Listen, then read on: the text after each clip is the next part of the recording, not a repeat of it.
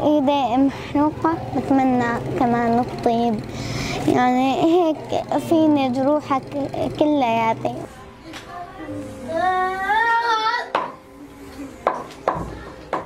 أنا اسمي مروة. كنت أنا نايمة تحت الشباك، إجت ضربت حدنا الطيارة بعدين راحت عيني، خدوني على تركيا حطوا لي عين صناعي.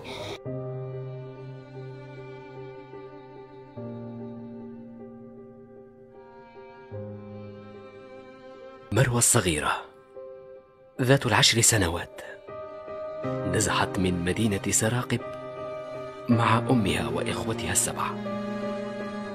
بعد أن فقدت عينها نتيجة القصف.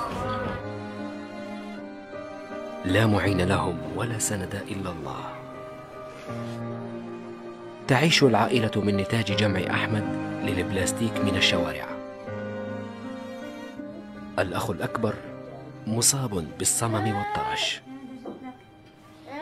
والصغيران محمد ومازن بحاجة سماعات طبية ليعود سمعهما، وباقي إخوتها الصغار لا طاقة لهم بشيء.